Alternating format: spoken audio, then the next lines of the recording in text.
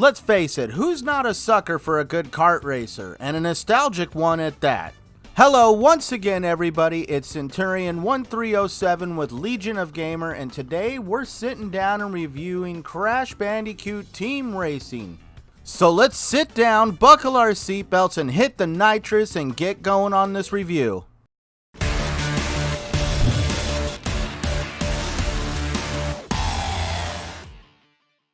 Now, I feel to be fair, I must be pointing out that I did not grow up playing on the original PlayStation. I grew up on the Nintendo 64. So in saying that, I never got to play the original Crash Bandicoot kart racer. Instead, I played the kart racers that were available on the Nintendo 64. But me and my wife love playing kart racers together, and we have played a wide variety of kart racers, and I feel this one stands out from the crowd. Back in the day, everybody couldn't get enough of Mario Kart, but for me, it was Diddy Kong Racing, and this reminds me more of that than the latter. I love a good racing game that actually finds a way to integrate a story into it, so that way you're just not going around from place to place, driving in circles and achieving nothing. It also must be pointed out that there is an amazing amount of skill involved in this game, both in difficulty and ability. First up, let's talk about the characters and customization. There's a wide variety of characters already available and vehicles already available for you to pick from. But just in case that's not enough, there's more that you can unlock by playing the adventure mode in the game and also in the pit stop store that they have on the menu. The pit stop store runs off an in-game currency that you accumulate by playing the game. You get smaller amounts for this currency in the main game, but you get large amounts of it by playing online. This currency helps you unlock things in the game, anywhere from a character to a sticker pack to a paint job to a new vehicle. I have no qualms with an in-game currency that you can accumulate by playing the game. As it stands right now, you cannot buy this currency with your own money. Yet. We all know the opinions of this publisher of the game. Hopefully this isn't a precursor to future microtransactions. As I stated in the beginning of the video, there is a certain degree of skill involved in playing this game.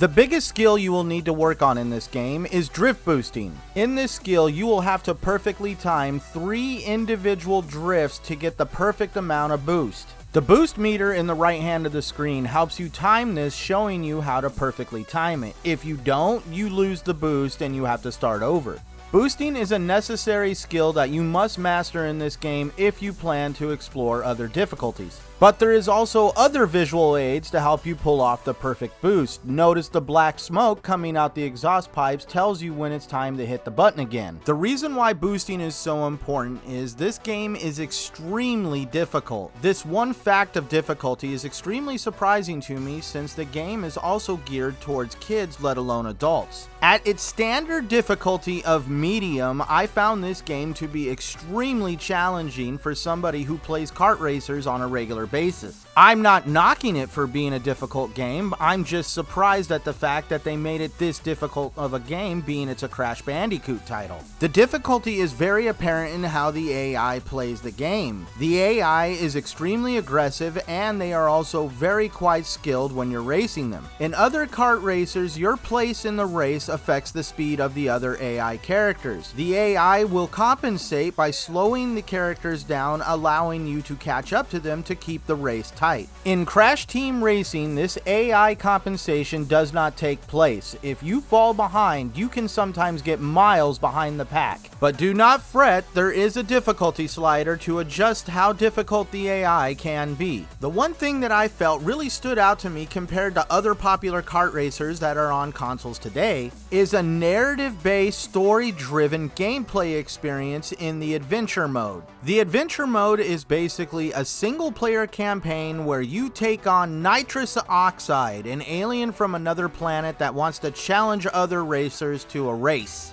In the adventure mode, you get to play as characters from all across the Crash Bandicoot franchise. You also get to craft a unique racer all your own style, from different body types, stickers, paint jobs, and tire selections to create a unique experience all your own. Each racer has its own unique racing style, which range anywhere from beginner to veteran. There's even more characters you can unlock by racing the bosses. There's a number of world bosses scattered throughout Crash Bandicoot that you must defeat to advance through the game. Each world boss has a unique power ability that they will use quite often throughout the race to make sure that you lose the race. Once defeated, they will present you with a key that will allow you to unlock a door to the next area of the game. But also in defeating them, you will unlock them in the character selector as well. But it's not just racing involved in the adventure mode. There's also a number of challenge missions that you will do throughout the game as well. One of them being shown right here is you must drive around collecting all the time crystals before time runs out. Skill comes into play here, as this will test your braking abilities and being able to turn on a dime and get back up to speed very quickly.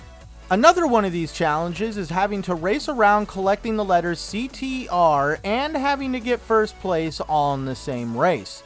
The letters are randomly scattered throughout the track, and there is no way of knowing where they're going to be unless you use the internet or you've memorized their locations already. And they're not put in very easy to get to spots either. There is times you will have to go completely out of your way to get these letters. They're also having events every now and then. One is going on right now at the time of this review. It's called CTR Grand Prix. During this event, you will be able to earn and unlock items that are only available during the course of the event. Some of these items you will use the in-game currency to obviously purchase. Other ones you have to fill up your nitro gauge to actually earn them. They also use these events to roll out new tracks that are coming to the game. Me and my wife have had a lot of fun with this game and can see us playing it regularly. The only downfalls I can see in this game is one, the difficulty rating causing some people to either lower it or just outright quit playing the game. The other being the potential for future microtransactions. Hopefully they do not do this, because I have seen plenty of games get killed off when these are implemented. But as it stands right now, with my initial impressions of the game and all the fun that I've been having, I must give this game an 8 out of 10. Even though this game is a remake of a game from back in the PlayStation 1 era, some of the features of this game are still so unique that they haven't been implemented in very many kart racers since that time. Now, I'm not going to go out and tell you need to buy this game right away, but if you find yourself in a situation with the ability to pick this title up and you love a good kart racer, I feel you won't be disappointed.